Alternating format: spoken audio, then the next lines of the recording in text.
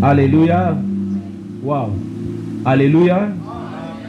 Bonjour peuple de Dieu. Est-ce que nous sommes contents ce matin d'être dans la maison de Dieu? Nous devons vivre cela avec joie. C'est un privilège que le Seigneur nous accorde ce matin. Il y a plusieurs qui ont désiré ces moments comme celui-ci. Ils se sont même endormis avec des programmes pour le matin. Mais vous allez voir qu'il y a des choses qui se sont définies autrement. Mais il y a des choses que l'homme ne peut pas contrôler. Il n'y a que le Seigneur lui-même qui contrôle. Alors si tu donnes l'opportunité de t'approcher devant sa face, tu dois être heureux. Amen, amen. Est-ce qu'on peut se saluer les uns les autres? Dans la fraternité, dans l'amour, dans la joie, dans la convivialité. Dis bonjour à ton frère, à ta soeur. Ça fait du bien. Pour certains, ça fait presque une semaine, 2 semaines, c'est pas vu. Amen, amen. Rapidement, nous prenons nos Bibles. Nous sommes dans le livre des Actes des Apôtres. Nous sommes dans le chapitre 2, le verset 42e. Actes des Apôtres, chapitre 2, verset 42. Je lis au nom de Jésus-Christ. Il persévérait dans l'enseignement des apôtres, dans la communion fraternelle, dans la fraction du pain et dans le prière. Que Dieu bénisse sa parole et nous nous mettons. Je vous souhaite bonne condition d'écoute de la parole de Dieu. Je demande que vous puissiez être attentionnés, que vous puissiez vraiment vous connecter, car il y a quelque chose que le Seigneur veut nous parler. Je pense que je l'ai donné le dimanche passé. Nous sommes en train de parler sur les responsabilités majeures d'un chrétien. Les responsabilités majeures. Lorsque Dieu nous a sauvés, il ne nous a pas directement amenés au ciel. Quoique spirituellement nous vivons au ciel, mais dans la partie humanité nous sommes encore sur la terre. Et en étant sur la terre, nous avons des responsabilités. Nous avons des devoirs en tant que chrétiens. Je lui ai parlé sur 2 responsabilités la semaine passée. Nous avons dit la première responsabilité du chrétien, c'est la prière. C'est la vie de prière. Car la prière nous aide à vivre la véritable transformation. Parce que du fait de quitter le monde et d'embrasser la foi, il y a des choses qui doivent tomber. Il y a une autre culture qui doit s'installer en vous.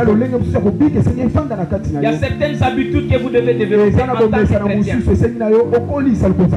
Alors il y a certaines choses qui ne partiront que par la prière. Amen, amen.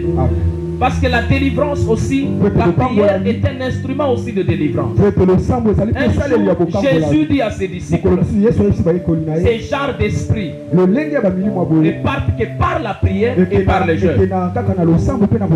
Amen, amen. Il y a certaines choses qui ne partiront que par la prière. Il y a certaines habitudes qu'on avait développées avant. Laissez-moi vous dire une chose. Lorsque la personne devient entre en Christ, la Bible dit elle est devenue une nouvelle création. Les choses anciennes sont passées et voici toutes choses sont devenues nouvelles. Bien aimé, c'est la parole de Dieu. Mais pour vivre ces choses, il y a un travail qui doit se faire. Amen. Amen. Alléluia. Amen. Il y a un travail qui doit se faire. Il y a les enseignements qu'on doit suivre. On dit l'église primitive persévérer dans l'enseignement des apôtres. On les inculquait une autre culture. Alors il y a de ces choses-là que l'homme n'arrive pas à abandonner de lui-même. Amen. Amen. Il y a des choses que l'homme n'abandonnera pas par lui-même. L'apôtre Paul, bien aimé, et regardez cet homme. qui a tellement enseigné la parole, qui a donné des mystères, des révélations. Mais un jour, écoute ce qu'il dit. Il dit, le bien que je veux faire, je ne le fais pas. Et le mal que je n'aime pas faire, c'est ce que je fais. Je sens qu'il y a une loi dans ma chair qui me délivrera. Il a compris qu'il y a des choses en lui qui étaient au-delà de ses efforts. Mais par tes propres efforts, il y a certains péchés que tu n'abandonneras pas. Si je parle à une personne, par tes efforts, il y a certaines habitudes que tu n'abandonneras pas. Vous savez, lorsqu'on parle de l'habitude, l'habitude fait partie de ta personnalité. Ce sont des choses que tu as ancrées en toi. C'est une partie de toi que tu ne peux pas laisser partir facilement. Amen, amen. Alléluia. Amen, amen. Vous savez, il y a des choses que nous avons développées qu'on n'arrive pas à abandonner par nous-mêmes. Mais c'est lorsqu'on se livre à la prière. La prière n'est pas là, je l'ai dit le dimanche, la prière n'est pas seulement là pour nous donner certaines bénédictions. La prière n'est pas là seulement pour que nous puissions demander des choses à Dieu. La prière est là aussi pour nous travailler, pour nous délivrer de certaines choses. Il y a certains défauts qui partent par la prière. Et même dans la prière, Dieu peut te parler de toi-même. Dieu peut te révéler de ce que tu es. Je me rappelle d'une histoire. Il y a un frère qu'on avait à Lubumbashi. Ce frère, tellement dans sa façon même de marcher, il a de l'orgueil. Même sa façon de parler. Quand il arrive devant les gens, tout le monde se plaignait de son comportement. Jusqu'à ce point. Mais lui-même ne savait pas qu'il était orgueilleux. Alors les chrétiens qui étaient un peu timides, qui avaient peur de lui parler en face, parlaient à côté entre eux. C'est orgueilleux. Mais personne ne lui disait en face. Amen. Mais il était là à l'église. Il énervait les gens. Il prend la parole. Ça frustrait certaines personnes. C'est l'orgueil tellement coulé. Mais un jour, c'est le moment de témoignage. Amen. Dis amen bien. Le moment de témoignage, le frère aussi demande la parole qui devait témoigner. Lorsqu'il arrive devant, il dit: je bénis le Seigneur. Il a commencé à pleurer. C'est toi, qu'est-ce qui ne va pas? Il a commencé à pleurer devant lui. Je bénis le Seigneur. Il m'a fait du bien. Le Seigneur m'a délivré. Je ne savais pas que j'étais orgueilleux. Amen. Il a commencé à s'excuser à l'église. Moi je crois que j'étais normal comme tout le monde. Le Seigneur m'a parlé lui-même. Il m'a dit que je suis un orgueilleux. Il m'a donné le point qui manifeste l'orgueil. Moi-même je ne savais pas. Moi je savais que j'étais normal. Il y a des choses qui sont au-delà des efforts de Dieu. Il y a des gens pour qui vous pouvez même conseiller. Ils ne feront rien. Amen, amen. Dis amen bien. Mais la prière joue un rôle là où les efforts de l'homme sont vains. Alléluia. La prière attire la visitation de Dieu. La Bible dit pendant que Jésus priait, deux personnes sont venues le rencontrer, Moïse et Élie. Mais laissez-moi vous dire, pendant que vous priez, vous vous connectez au monde spirituel. Il y a des visitations qui peuvent venir dans votre vie. Il y a certaines personnes que Dieu veut visiter, mais il les invite dans le chemin de la prière. C'est pas là qu'il peut le visiter. Et les gens qui négligent la prière, les chrétiens qui négligent la prière, ils ont c'est aussi leur visitation. Pas de la visitation divine. Amen. Nous avons parlé de deuxième responsabilité, l'évangélisation. Travailler à l'évangélisation. Aujourd'hui, l'église a du mal à attirer les gens. Aujourd'hui, c'est le monde qui attire l'église. C'est le monde qui influence l'église. L'église a commencé à perdre sa saveur. Jésus dit un jour, si le sel perd sa saveur, avec quoi la prend-on? On va fouler ça au pied. Pourquoi l'église est foulée au pied aujourd'hui? La saveur n'est plus. Les valeurs des chrétiens d'évangélisation ne sont plus. Les gens sont plus dans les intérêts personnels. Les gens utilisent maintenant les choses de Dieu pour leur propre intérêt. Ils ne voient pas l'intérêt de Dieu. Laissez-moi vous dire une chose. Si Jésus a quitté le ciel, venu sur la terre, il n'est pas venu pour faire de nous des gentlemen, des vedettes, des stars sur la terre. Mais il est venu chercher et sauver ce qui était perdu. Amen. Alléluia. Il est venu chercher les âmes. Est-ce que nous aussi ça nous dérange? Il y a des gens qui sont encore dans le monde, mais qui sont tout autour de nous. Jésus a dit, vous serez mes témoins à Jérusalem, à Samarie, en Judée, jusqu'aux extrémités de la terre. Est-ce que nous travaillons dans cette direction? Amen, amen. Lorsque je parlais aussi de la prière le mercredi, j'ai essayé d'ajouter quelque chose. Il y a des sujets aussi majeurs pour lesquels les chrétiens doivent prier. Il y a certains sujets majeurs pour lesquels il faut prier constamment et continuellement. Je peux les donner un peu pêle-mêle. J'avais donné quelques 5 sujets de prière. Je les donne rapidement pour que nous ayons le temps d'avancer. Le chrétien doit plus prier pour sa famille. Car la Bible dit ceci: toi au Seigneur Jésus, tu seras sauvé, toi et toute ta famille. Toi et toute ta famille. Le chrétien a le devoir de prier pour sa famille. Deuxième sujet de prière, le chrétien doit prier pour son intelligence. Amen. Amen. La Bible dit: soyez transformés par le renouvellement de l'intelligence. Le diable combat beaucoup de gens dans leur intelligence. Il y a un adage swahili qui dit akili ni mali, qui veut dire que l'intelligence c'est la richesse. Amen, amen.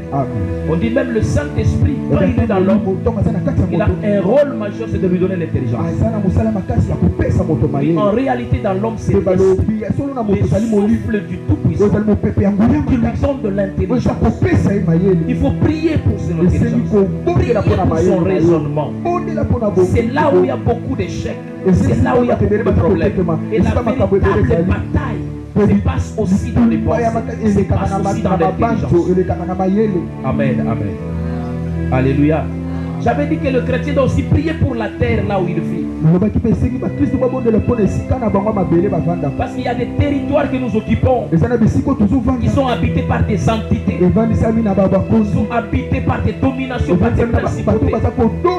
Lorsque tu habites un territoire, lorsque tu habites un milieu, tu dois prier pour cet endroit, afin de prendre possession de cet endroit. Alléluia. Alléluia. Parce qu'il y a des gens, leur échec est lié par rapport au milieu. Pourquoi? Parce qu'ils se retrouvent tellement, ils sont en tenaille par rapport aux forces négatives. Ce n'est pas pour rien pourquoi le Seigneur demande aussi à certaines personnes de se déplacer de certains milieux. Amen, amen. Et lorsque Dieu vous installe à un endroit, priez pour cet endroit. Priez régulièrement sur cet endroit. Priez sur cette terre. Vous ne savez pas ce qui a été fait avant vous. Vous ne savez pas ce qu'on a dit avant vous. Dieu parle à son peuple qui était en déportation par la bouche du prophète Jérémie. Il dit ceci: priez pour le pays dans lequel vous êtes, car votre bonheur en dépend. Amen, amen. Un chrétien doit faire cela, parce que la délivrance des territoires est aussi la clé de la réussite et de la grâce. Lorsque tu vis dans un territoire qui est libéré, il y a certains efforts que tu ne fourniras pas. Écoutez, lorsque Jésus arrive à Gadara, il rencontre un monsieur qui était habité par une légion de démons. Et lorsque Jésus veut délivrer cet homme, écoute la demande de ces démons. Il dit: Jésus, fils de Dieu, ne nous trouble pas et ne nous chasse pas loin de ces territoires. Est-ce qu'on se pose la question? Ces démons, ils demandent à Jésus de ne pas les éloigner de ces territoires de Gadara. Ils savaient qu'ils avaient une mission sur ces territoires. Amen. Quelqu'un peut dire amen bien? Ils avaient une mission sur ce territoire. Ils ont demandé à Jésus à accepter leur prière. Ils ont même proposé: tu peux nous envoyer dans ce pourceau. Mais parce qu'ils voulaient rester dans ce territoire, priez pour vos maisons, priez pour vos quartiers, priez pour vos parcelles. Même là où vous travaillez, priez là où vous travaillez. La terre que vous occupez, c'est elle qui regorge votre bénédiction. Amen. Alléluia. Je vais aller rapidement. La troisième responsabilité que nous parlerons d'aujourd'hui, c'est une responsabilité majeure d'un chrétien. Le chrétien a la responsabilité de manifester la foi. Manifester la foi. Nous allons lire dans le livre de Luc chapitre 1er, verset 37.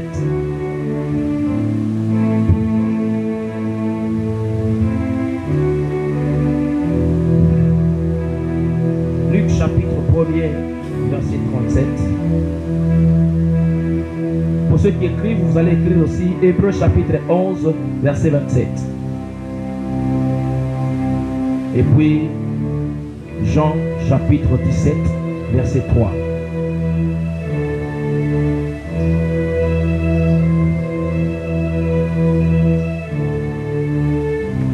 La Bible dit ceci dans Luc 1, 37.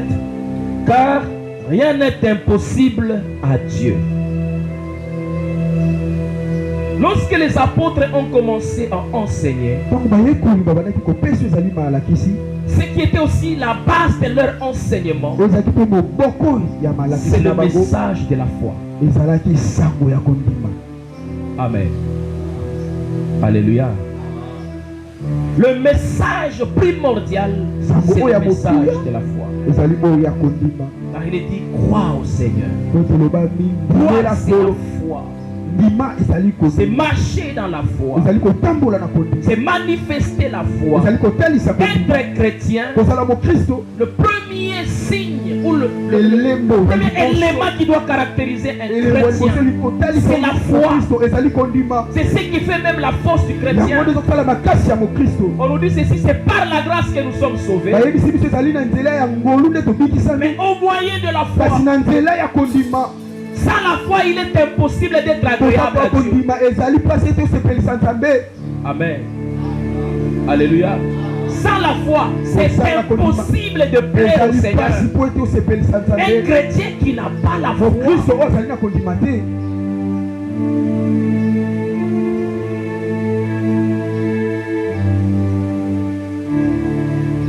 je peux dire, c'est comme une télécommande qui n'a pas de pile.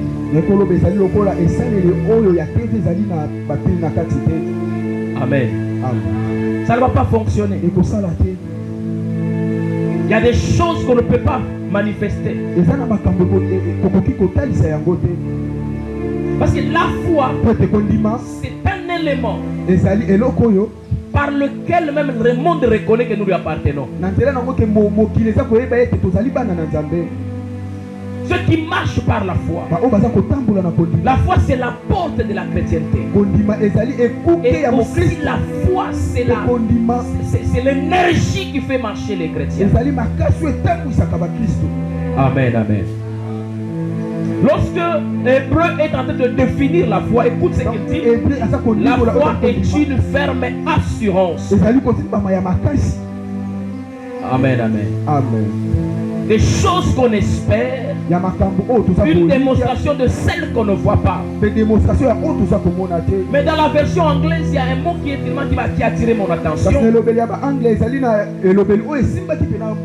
L'anglais est proche de l'original. Il dit la foi c'est une substance.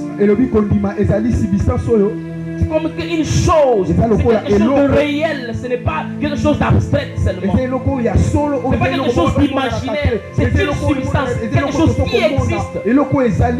Des fois qu'on n'arrive pas à voir par les yeux, mais qui se manifeste par des actes, par des actions. Amen, amen. Alléluia. Lorsque vous regardez dans la définition de la foi, à un certain moment, si vous restez dans la théorie, vous n'allez pas comprendre ce que c'est la foi. Amen. Si vous restez dans la théorie, vous n'allez pas comprendre la foi. La foi, il faut la vivre. Il faut aller au-delà. Il faut chercher à ce que cette substance-là puisse vous habiter. C'est le seul élément que le Saint-Esprit est allé même à manifester comme un don spirituel. Il n'y a pas un don de grâce, mais il y a un don de foi. Comme don spirituel. Tout chrétien. Amen, amen. Oh, alléluia. Est-ce que tu peux dire amen très bien? Tout chrétien, je dis bien sans exception, même les nouveaux-nés, les nouveaux convertis, ce qui doit le caractériser, c'est la foi. Amen. Alléluia. Lorsqu'on est chrétien, bien-aimé, quelque chose doit passer dans votre tête. Vous devez savoir que Dieu a un plan et un programme pour ma vie. Amen. Alléluia. Devenir chrétien n'est pas un accident. Devenir chrétien n'est pas rater sa vie. Devenir chrétien ne veut pas dire que tu vas aller à côté de ce que tu avais prévu pour toi. Non. Devenir chrétien veut dire que tu te retrouves maintenant dans le plan et dans le programme de Dieu. Il dit que je connais le projet que j'ai formé pour vous. Mais vous allez voir, il y a des chrétiens qui vivent. C'est comme si Dieu ne les connaît pas. Alléluia. Amen, amen. Lorsque quelqu'un sait que c'est Dieu qui a un programme sur ma vie, lorsque tu sais que c'est Dieu qui a un projet sur ma vie, même quand tu marches, tes yeux ne sont pas fixés sur les hommes, tes yeux ne sont pas fixés sur ta force, mais tes yeux sont fixés sur celui qui t'a appelé. Amen. Tes yeux sont fixés sur Jésus-Christ. Quand tu marches, tu as cette assurance qu'en Christ, il y a de l'espérance. En Christ, il y a la victoire. En Christ, je ne peux pas rater ma vie. Ça doit caractériser ma vie. C'est ce qui fait même la force de la chrétienté. Mais vous allez voir des chrétiens aujourd'hui, c'est comme s'ils ne sont pas heureux de leur identité. Sois heureux de ton identité en tant que chrétien. Marche par la foi. Comprends que toute chose, Dieu a déjà prévu. Amen. Alléluia. Pour marcher dans la foi, voilà pourquoi Dieu nous appelle à le connaître. Et certains enseignements ont pour rôle de révéler Dieu au peuple, pour que les gens connaissent Dieu. Amen. Pour connaître Dieu, tu dois passer par ses enseignements. La Bible dit que l'Église primitive persévérait dans l'enseignement des apôtres. Les apôtres enseignaient Dieu à ses peuples. Et les gens connaissent Dieu. Quand ils connaissent Dieu, leur foi est en train d'augmenter. Laissez-moi vous dire une chose. La foi, elle est aussi dynamique. La foi, elle évolue. La foi, elle grandit. Amen, amen. Vous savez, un jour, j'ai constaté qu'il y a deux types de demandes que les disciples ont fait à Jésus.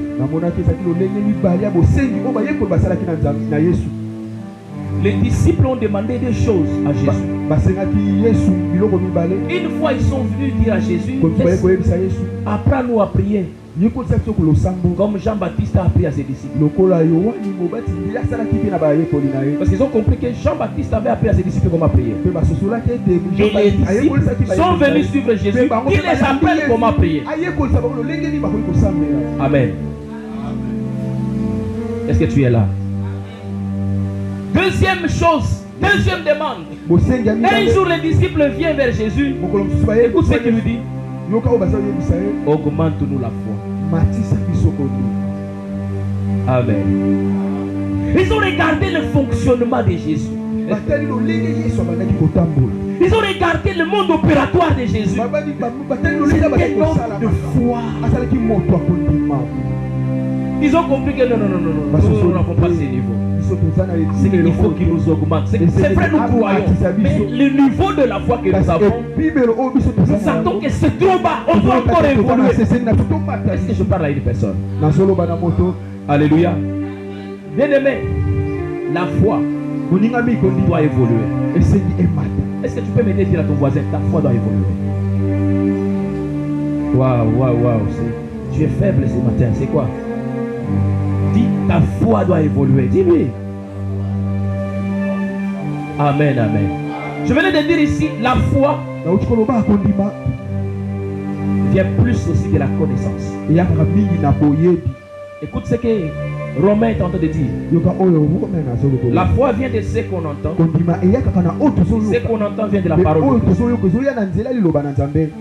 C'est que quand l'église ne vit pas dans les enseignements, quand l'église ne vit pas dans la parole, la foi est faible. Quand un chrétien ne pas dans la parole, sa foi est faible. Amen. Alléluia. Nous ne sommes pas de ceux-là qui doivent être influencés par les réalités de la vie. Mais nous sommes de ceux-là qui doivent fonctionner par la foi. Dieu, écoute Dieu, il dit quelque part, j'aime la version dans, je pense dans Habakkuk, il dit, mon juste vivra par la foi. En hébreu, il dit bien, le juste, on dit le juste. Mais une partie de la parole, quelque part, il dit, mon juste vivra par la foi. Amen. Vivre par la foi, c'est marcher dans la totale confiance. De savoir que Dieu a déjà garanti mon avenir. Et je sais que je suis sur la trajectoire de ma victoire. Je sais que celui qui me tient ne peut pas me lâcher. Quoique les choses peuvent basculer, bouger de n'importe quelle manière, mais je reste ferme dans ma croyance et je sais que je fais des bons choix. Ce n'est pas une erreur de devenir chrétien. Amen, amen. Il y a des gens qu'on peut balloter, il n'est pas tellement stable dans sa foi. On peut l'amener dans certaines religions, dans certaines croyances, dans certaines prières, dans certaines pratiques. Il n'a pas tellement une stabilité dans sa marche. Mais sois stable. Comprends que ce que tu es en tant que chrétien, ce n'est pas une erreur. Mais Dieu qui t'a sauvé là, il n'a pas fait l'erreur de te sauver. Mais il va n'ont pas gâché ta vie. Et il sait là où il t'amène. Dieu ne t'attend pas. Il a la précision. C'est le seul qui connaît là où il nous a pris et là où il t'amène. Toi et moi, on ne sait pas là où on va. Mais Dieu sait là où tu vas. Il sait que tu vas devenir. Fais-lui confiance. Amen. Alléluia. Aujourd'hui, il y a des gens, ils ont beaucoup de raisonnements. Ils raisonnent par rapport à leur vie. Ce n'est pas mauvais de réfléchir, de projeter des choses, de planifier. On ne dit pas qu'il ne faut pas planifier. Je planifie. Je peux projeter des choses. Je travaille. Mais tout en sachant que ce que je vis, le Seigneur est au contrôle. Amen. Parce que ce que je vis, le Seigneur est au contrôle. Amen. Dieu a ses attributs. Tu ne dois jamais quitter ton esprit. C'est l'attribut de Dieu. Les attributs de Dieu. La Bible nous parle de Dieu. Et dans la science, dans l'étude de Dieu, on comprend que Dieu est omniprésent. Amen. Alléluia. Alléluia. Oh, alléluia. Lorsque j'ai dans la pensée que Dieu est omniprésent, où que j'aille, je sais que Dieu est là. Amen. Alléluia. En sachant que Dieu est omniprésent,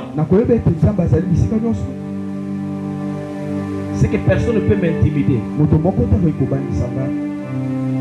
Amen. Oh, alléluia. Tu dois connaître que Dieu est omniscient. Il y a des gens, quand ils traversent un problème, ils ont des difficultés. C'est comme si Dieu n'était pas au courant. C'est comme si Dieu ne savait pas ça. C'est comme s'il veut informer à Dieu. Tu ne vois pas, tu ne connais pas. Dieu connaît tout. Amen. Dieu connaît tout. Amen, amen. Mais il y a un attribut sur lequel je veux m'attarder ce matin. C'est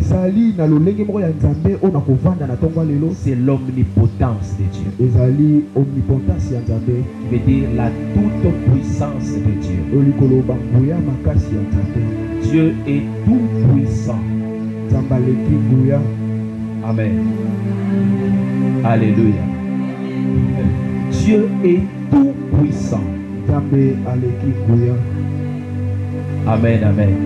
Je répète encore. Dieu est tout puissant. Il a révélé cet attribut à Abraham. Lorsque vous lisez Genèse chapitre 17 au verset 1er. Amen, amen. Quand on lisait là, Genèse 17 verset 1er. C'est ce que la Bible dit.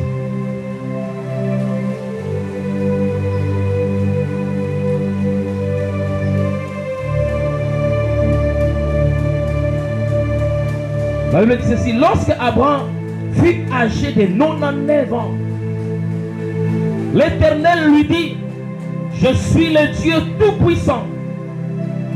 Marche devant ma face et sois intègre.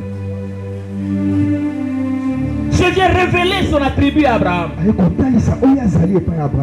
À l'âge où Abraham pouvait donner raison à l'âge, il pouvait donner raison à la nature. Le corps est fatigué. C'est normal à cet âge. Si ça n'arrive pas que j'ai un enfant, c'est normal parce que l'âge est déjà avancé. Le corps est déjà fatigué. Mais c'est là où Dieu choisit. J'aime beaucoup Dieu. Des fois, quand l'homme est très fort, Dieu est là, il te regarde. Pendant que tu as encore de l'énergie, pour ne pas confondre la réussite. Parce que l'homme, des fois, il est dans la confusion. Il peut attribuer une victoire à ses efforts, à son intelligence, à sa capacité. Mais Dieu a attendu Abraham. Lorsqu'il est âgé de 99 ans, c'est là où Dieu vient lui dire, je suis le Dieu tout-puissant. Amen. J'ai la capacité de faire ce que toi là tu commences déjà à désespérer. Pendant que tu regardes ton corps qui est déjà fatigué, mais moi Dieu, je ne suis pas fatigué. Moi Dieu, je ne suis pas vieux. Je suis capable. Lorsque vous voyez la puissance de manière scientifique, lorsqu'on a étudié la physique et tout ça, la formule qu'on a donnée à la puissance. Quand on parle de la puissance, on regarde un travail qui est accompli sur un facteur de temps. Amen, amen. Alléluia. La puissance, c'est un travail, mais on évalue en fonction du temps. C'est un grand travail, mais qui s'est fait dans peu de temps. Pour qu'on puisse déterminer que celui-ci est puissant, c'est lorsqu'on regarde, on lui donne un travail que les autres peuvent faire dans 3 heures du temps, dans 4 heures du temps. Mais lui, il le fait dans 5 secondes. On dirait qu'il est tellement puissant. Parce que la capacité qu'il manifeste n'est pas donnée à tout le monde. Et le seul puissant, ce n'est que Dieu. Laissez-moi vous dire une chose. Dieu peut vous bénir d'une manière, vous pouvez dire, excusez les termes, je le dis d'une manière humaine, par surprise. Amen, amen. Il vous bénit. En un jour, vous dépassez celui qui a commencé à économiser pendant 60 ans.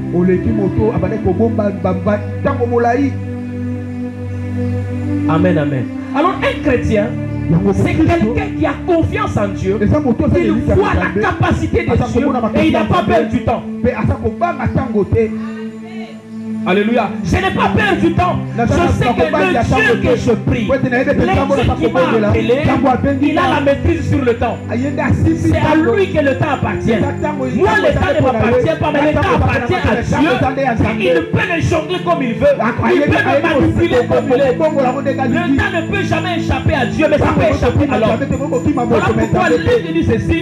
Tout est possible à Dieu. Rien ne peut dépasser Dieu. Mais Dieu est capable de te faire sauter les échelons au service. Et tu montes tes promotions dans un court délai. Les gens peuvent se poser des questions. Qu'est-ce que tu as fait? Tu n'as pas d'explication à donner. Mais tu sais une chose, que le Dieu sur qui je m'appuie est capable de faire des choses au-delà de mon entendement, au-delà de ma connaissance, au-delà de mes capacités. Amen. Tu es capable, bien aimé.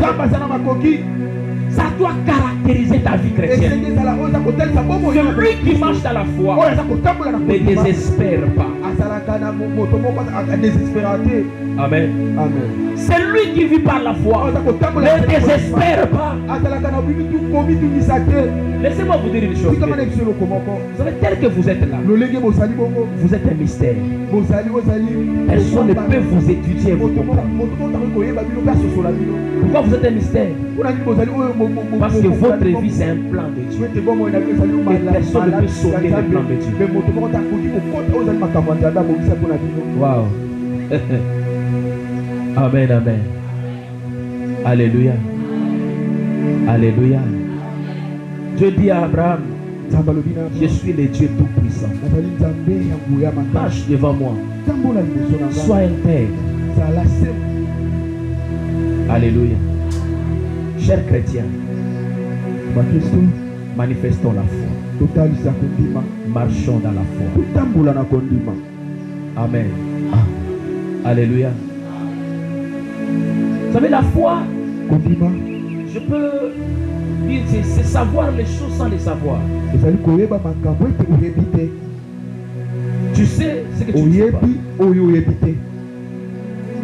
Pourquoi je dis tu sais ce que tu ne sais pas? Parce il y a des choses que tu ne sais pas définir. Des fois tu n'as pas les mots exacts pour les expliquer. Mais tu sais une chose quand même. Et ce que tu sais, ce n'est que la confiance en Dieu. Amen. Alléluia. Tout est possible à Dieu. Tout est possible à Dieu. Écoute la deuxième phrase qui vient. Tout est possible à celui qui croit. La foi, c'est entrer dans l'univers du possible. La foi, c'est vivre en mouvement. Quitter un univers vers un autre univers. Quitter un lieu vers un autre lieu. La foi, c'est aussi le mouvement. Amen, amen. Vous savez, la première chose que Dieu demande à Abraham lorsqu'il le visite, il dit ceci: sors de la maison de ton père. Amen. Alléluia. Vous savez qu'il y a des choses que Dieu peut vous demander. Et si les gens commencent à vous étudier, ils vont vous traiter des fainéants. Ils vont vous traiter des gens qui ne réfléchissent pas, des gens qui ne raisonnent pas. Amen. Alléluia. Dieu vient dire à Abraham: sors. Là où tu iras, je te bénirai. Regarde tel que tu es là. Il y a un là où la qui vit, non, on a bimi, zamba bimi singa. Tu poses une question qui va plus éviter. Amen. Alléluia. Ataka so la papa na yo, o la mama to bandeko na yo. Non, zamba bi aimina bima. OK, wa po na yebite. C'est même pas papa, est-ce que raisonner malin? Wa sino makambo zo ba. Amen, amen. C'est que quand tu veux marcher par la foi, tu dois faire un effort de ne pas être compris par les autres.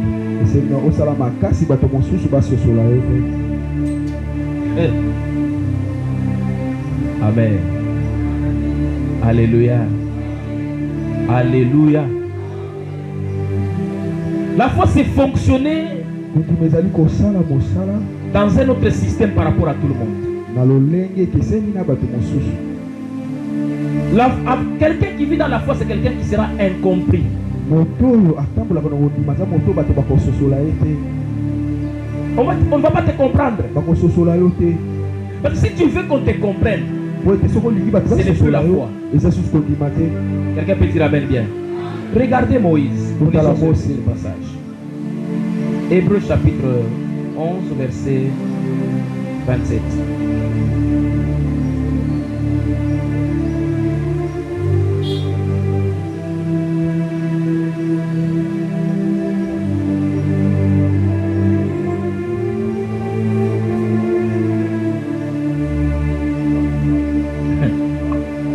Ce verset m'a toujours un peu dérangé.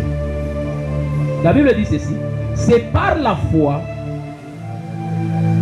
qu'il quitta l'Égypte sans craindre la fureur du roi, car il tint ferme comme voyant ce qui est invisible. Alléluia. Alléluia. On dit c'est par la foi. C'est le comportement que Moïse a affiché en Égypte. Le fait que partait fuir là. Non, on voit que c'est comme si c'était quelque chose qui était venu par hasard. Non. Même Moïse lui-même, il savait ce qu'il faisait. On dit c'est par la foi qu'il a quitté l'Égypte. Mais quand il quittait l'Égypte, bon, c'est comme si on est en train de voir l'Égypte, il a foutu l'Égypte comme étant un esclave. Non. En Égypte, Moïse n'était pas esclave. En Égypte, Moïse était prince. Alléluia. Alléluia. En Égypte, Moïse n'était pas n'importe quel citoyen. Il vivait dans le palais royal. Vous savez que quand tu veux marcher par la foi, il y a des choses auxquelles tu dois te détacher. Amen. Tu te détaches à ces choses-là sans savoir à quoi tu vas t'attacher. Ce n'est pas que je me détache à A pour m'attacher à B. Non. C'est que je me détache de quelque chose que je connais. Mais c'est comme si je suis en train d'aller dans là où je ne sais pas. Je n'ai pas de l'assurance physique de manière humaine. Mais cette assurance, c'est la place sur Dieu. Lui seul connaît là où il va me mettre, là où il va me déposer. Amen. Alléluia. Alléluia. Vous savez que la foi véritable enlève la peur. Alléluia. Oh, alléluia. Je priais avec une sœur. Se retrouve. Elle a fait un voyage là en famille. Bukavu, elle arrive là-bas. Elle voit le médecin. Le médecin dit que non, comme tu n'arrives pas à concevoir, voilà ce que nous avons constaté, il y a des fibromes, il y a ça. On va t'opérer. Amen. Alléluia. Elle dit à son mari, voilà ce qu'on a dit. Pas de problème. On prépare tout ça pour l'opération. Et la femme dit à son homme, dis-moi, on ne m'opère pas. Amen. Et dis-moi, on ne m'opère pas. Elle m'appelle, elle m'explique. C'est elle-même, sans que, oh papa, prions, Dieu va orienter comment. Elle me dit directement. Il dit, moi, on ne m'opère pas. On va prier. Je vais concevoir. Amen. Alléluia. Je dis, je m'accroche à ta foi. Je m'accroche à ta foi et nous allons prier. Amen. Alléluia. Il n'y a pas longtemps, elle a fui par rapport à ce qui s'est passé à l'est, elle a fui à Bujumbura. Elle est là-bas au Burundi. Pendant que je vous parle, elle a conçu. Amen. Alléluia. Vous savez, à un certain moment dans la vie, nous les chrétiens, vous savez aujourd'hui pourquoi il n'y a pas de miracle? La foi a diminué. Amen. Je vous dis vrai. Parce que la foi, c'est le risque. Tu quittes quelque part pour aller là où tu ne sais pas. La foi ne demande pas une garantie, que Dieu te garantisse. Parce que la garantie, c'est comme chez une maison. Amène la garantie, c'est pour démontrer au bailleur que tu es en mesure de payer sa maison. Quelle garantie que tu me donnes? Donne-moi une garantie. Mais avec Dieu, ce n'est pas comme ça. Des fois, Dieu ne te donne pas de garantie. Mais lui te demande de quitter. Parce que l'effet d'obéir à quitter. Parce qu'il y a des certaines choses qu'on ne vit pas pendant qu'on est attaché à certaines choses. C'est l'effet de quitter qui va te faire voir certaines choses. Dieu a dit à Abraham, quitte la maison de ton père. Abraham savait là où il partait, là où il quittait. Il quitte la maison de son père, mais là où il partait, il ne savait pas. C'est quand il était en chemin que Dieu lui a montré le lieu où il devait partir. Aussi longtemps s'il restait chez son père, Dieu n'allait pas parler. Il fallait qu'il fasse ses mouvements pour que Dieu lui indique les choses. Mais il y a des fois, Dieu nous attend seulement à obéir. Une fois tu obéis, parce que tu es en mouvement, parce que tu es en action pour la foi, et Dieu ajoute maintenant les choses. Amen. Alléluia. Bien aimé, la vie chrétienne n'est pas une vie de loisirs. Ce n'est pas une vie de jeu. Ce n'est pas une vie où on doit prouver aux gens que nous sommes chrétiens. Non. Amen. Alléluia. Oh, alléluia.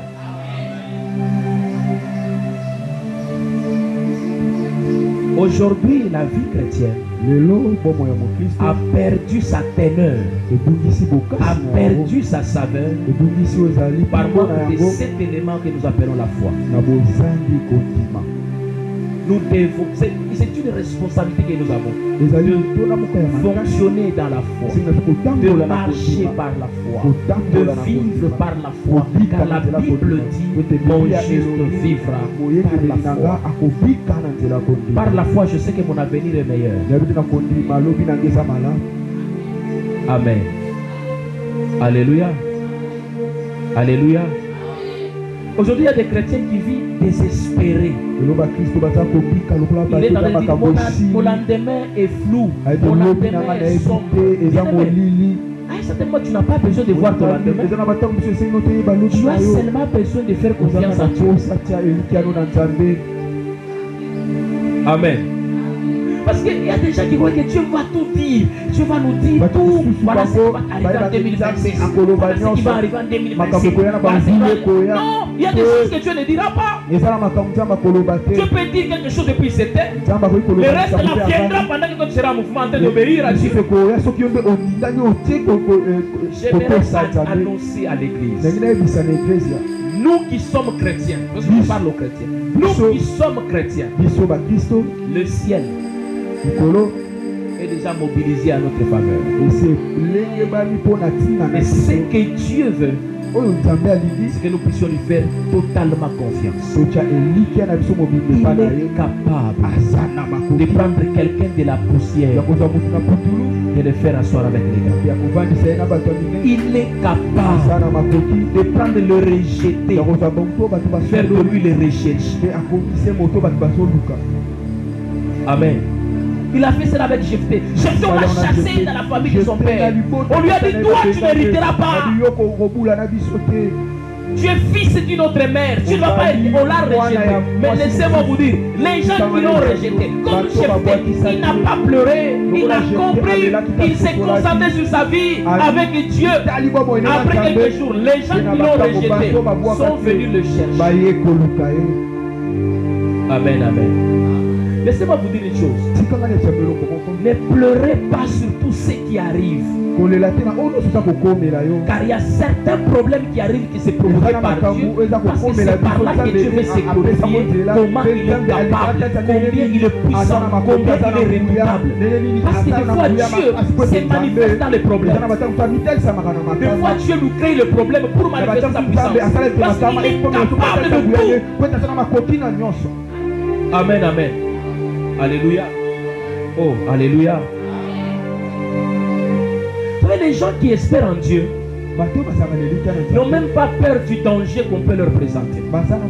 Je prends ces deux exemples. Je pense que je vais finir par là. L'exemple de Daniel et l'exemple de ces trois messieurs, Shadrach, Meshach et Abednego. Amen, amen.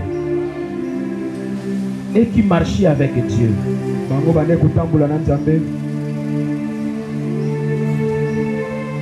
Daniel, on propose le danger. Si dans cet espace de 30 jours, tu pries un autre Dieu à part les rois, la fosse au lion t'attend. La fosse au lion. Une fois je parlais ici, il y a de ces informations qui peuvent changer votre comportement. Amen. Oh, alléluia. Vous savez, même si tu n'as rien fait, comme là, tu sais que tu n'as rien fait, mais on va t'annoncer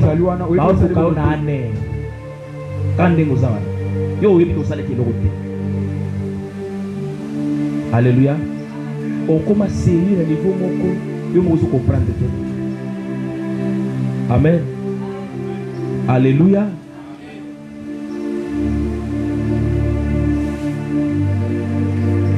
Daniel, on lui annonce.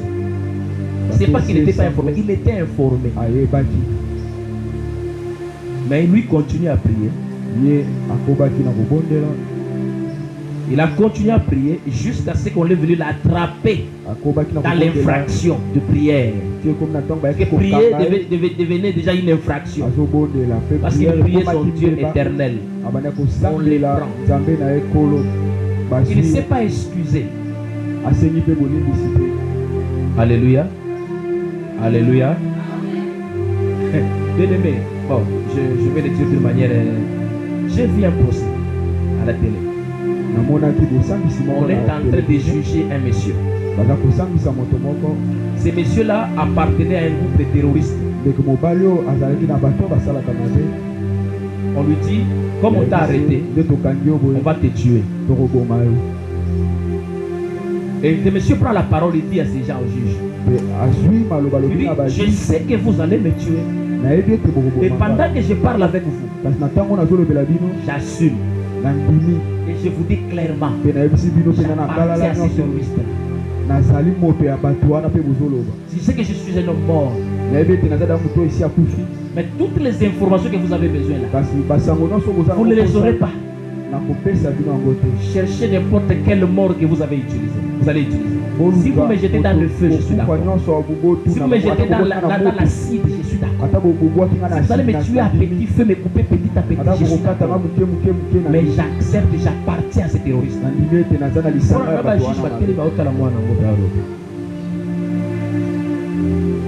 Amen. Alléluia. Mais oh, ils ont formation en déguéni. Ils ont malakisi en déguéni ni moi nawa.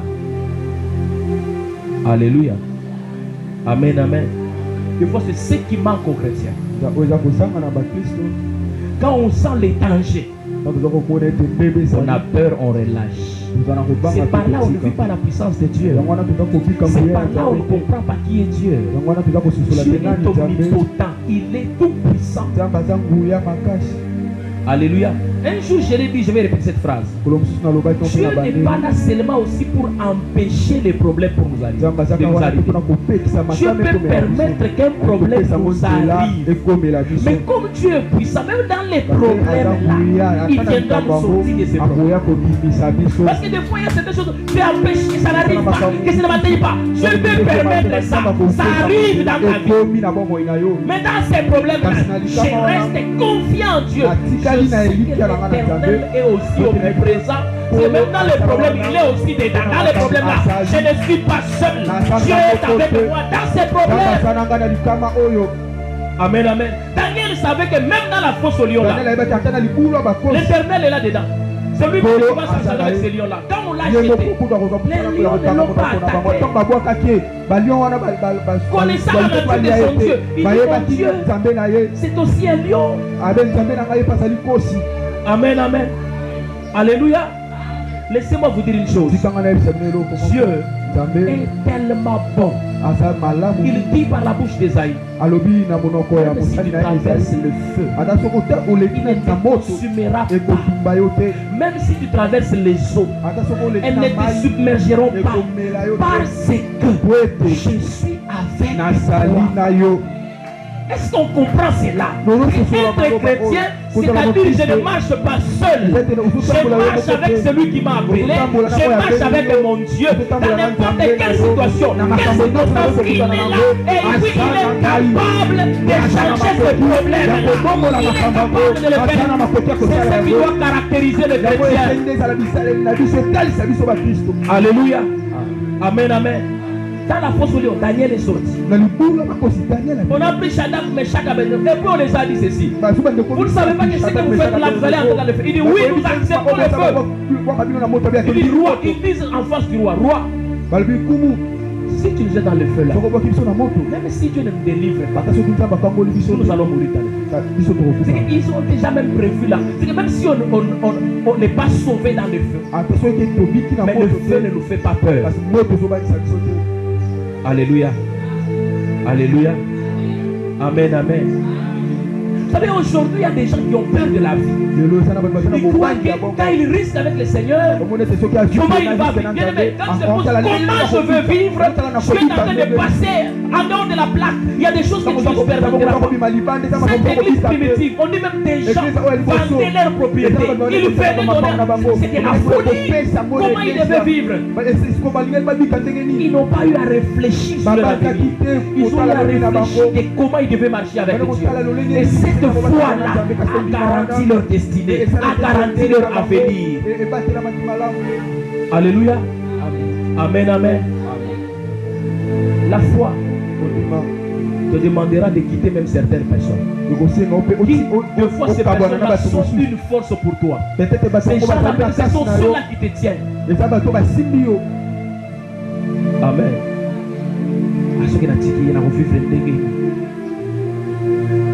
Alléluia. Là, tu n'as pas la foi parce que tout est possible à Dieu. Jésus dit à son auditoire, il dit ceci: Dieu qui nourrit même les oiseaux du ciel, qui ne sème ni ne moissonne, mais Dieu les prend en charge. Amen. Ne vous inquiétez pas de votre lendemain. Le lendemain prendra soin de lui. C'est ça qu'il a dit. Alléluia. Alléluia. Nous avons la responsabilité de fonctionner dans la foi. Sans la foi, on ne peut pas plaire à Dieu. Amen. Sans la foi, on ne peut pas plaire à Dieu. Laisse que le Seigneur nous augmente la foi. Laisse que le temps qui te reste cette année que tu fonctionnes dans la foi. La foi te permet de manifester le ciel sur la terre. La foi te donne la capacité d'accéder à une provision invisible et tu les rends visibles. La foi te permet à vivre comme un fou, mais qui est en train de tourner les gens dans sa folie. Amen, amen. Parce que les gens ne vont pas te comprendre. Les gens auront du langage que ça ne va pas, ils ne raisonnent pas bien. Il a des problèmes avec sa tête. Il n'a pas de problème avec sa tête. Il sait en qui il a cru. Un Dieu tout-puissant. Un Dieu capable. Je ne sais pas une situation qui peut te déranger là où tu es. Mais je te demande une chose, l'attitude à prendre. Sois rassuré que ton Dieu est capable. Je dis que ton Dieu est capable. Ce n'est pas un pasteur, ce n'est pas un bishop, ce n'est pas un prophète, ce n'est pas un docteur, mais Dieu est capable. Nous n'avons pas cru dans les hommes, nous avons cru en Dieu. Quoi que Dieu peut utiliser les hommes, nous les respectons. C'est vrai, nous les honorons. Ce sont les instruments que Dieu utilise. Mais au-dessus de ces instruments, Dieu lui-même est là.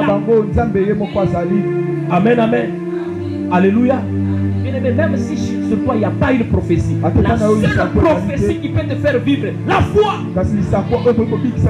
J'ai la foi que le Dieu là qui m'a fait chrétien là, il ne s'est pas trompé, il ne va pas me laisser couler, il ne va pas me laisser mal finir. Je crois qu'avec Dieu, je ferai les espoirs, je vivrai les espoirs. Avec Dieu, ma vie sera un étonnement. Je crois à cela, je continue à croire. Bien-aimé, continue à croire ce matin. Je vais parler à une personne. Notre force en tant que chrétien, c'est la foi. C'est la foi.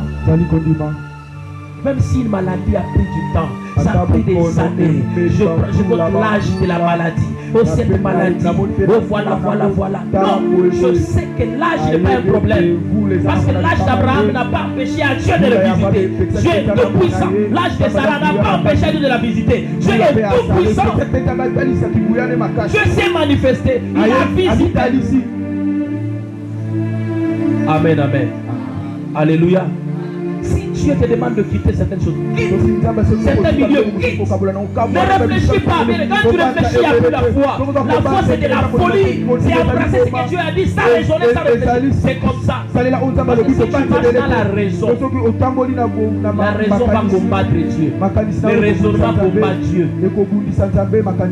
Ah, c'est ça la chrétienté. Non, il faut être réfléchi. Oui, il y a des sujets pour lesquels on peut réfléchir. Mais lorsqu'il s'agit de Dieu, on ne réfléchit pas. Parce que si tu commences à réfléchir, si tu commences à raisonner, ton raisonnement va se retourner contre toi. Tu vas commencer à voir les dangers et tu vas commencer à chercher à les éviter. Quand tu vas chercher à les éviter, c'est que tu vas aussi commencer à éviter ce que Dieu a prévu pour toi. Amen, amen. Est-ce que Dieu peut toucher quelqu'un ce matin? Est-ce que tu peux acclamer le Seigneur? Nous